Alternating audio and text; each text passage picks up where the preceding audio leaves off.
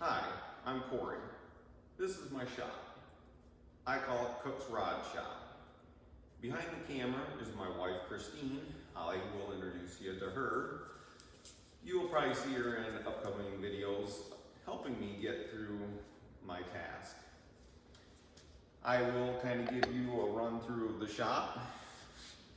This here I try to use as my mechanics area where things get oily and so forth. That way it's not getting contaminated with other areas. Other than that, we do have the welding table over here. My welders. As you can see, I don't have nothing fancy. I do have my paint table over on the far side of the shop, trying to keep it away from the contamination that we could end up getting into. Over this way, I will run you through some of the projects that I've done in the past. This is my 54 Chevy pickup. I built it from ground up. It was a very rough truck when I got it. It has a 383 stroker in it. I did put power brakes on it. It does have power steering. I bought a rear stub for it to Pro Street it. It does have a Z28 front Camaro stub on the front.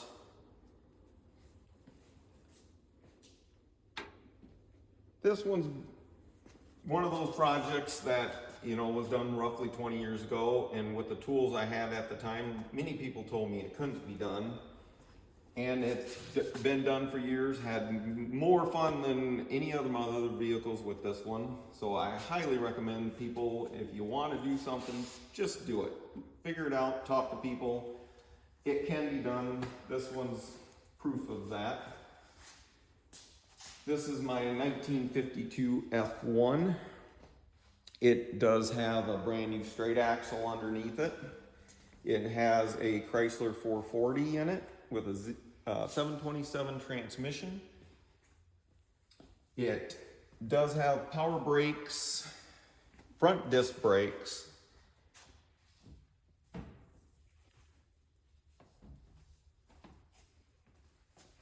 This one here I built as a driver. I wanted to be able to take this anywhere that I wanted to go with it. And I also built it to pull a camper. It's roughly 90% done. I do gotta do a few things yet to this. But I wanted to get it on the road. Roughly, the wife and I put 1,000 miles on this truck. And we were pulling our 1966 Forester camper. This camper was very rough when I got it. It was ripped down to the studs, and we went through it and replaced all the damaged studs in it and rebuilt it. I did want to keep it looking as vintage as I could because we take it to vintage car shows and camper shows. I did actually put air conditioning in it, which is not vintage, but we got to have some of those luxuries yet.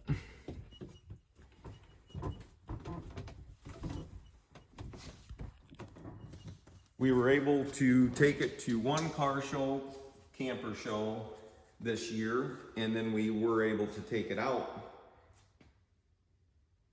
and just take it to a park and hang out with friends and do some grilling. The one thing I do want to go back to and introduce you to, that will be in our videos, is our friends. This is one. Her name is Casey. This is Stella. And this is Loki. You definitely will see them in the shop because we do not want them being in the house by themselves because they get into mischief.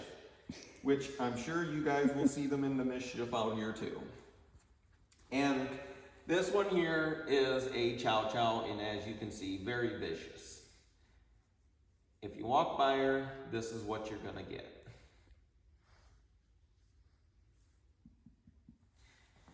So let's go through a couple more of my projects. You'll find out that usually I'm all over the place when it comes to what I'm building.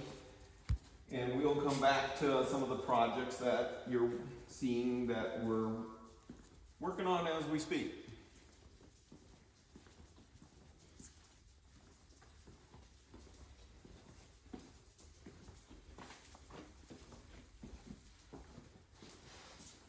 Every year we go to a car show in Dubuque called Torque Fest, and a few years ago I was there and they had a mini bike parade, and I thought it was very neat and very affordable that anyone could get into, so I ended up picking up my first little mini bike. It was very used and abused. It's been dropped 5 inches and lengthened 3 inches. Hand made the look like gas tank. Put some sissy bars on it. And then I ended up building a tri-rod mini. That thing's been narrowed roughly 1.5 foot and shortened up about 2 foot. Made it a little more of what I want it to look like. And then next to that, you have my version of a Spyder mini bike. That is just something that I never seen one and thought I wanted to try it and build it for the next one. And just in case anyone wants to see them in action, there is other videos out on YouTube by other people from Dubuque Mini Bike Parade that you could actually watch those in action, and it was very fun. I want to say there was 240 roughly mini bikes this year, which was a very good turnout. Behind us we have a Buell that I picked up that was sitting for 15 years and did not run, so I went through that and got that into running condition. Kind of a fun bike just to tootle around town on.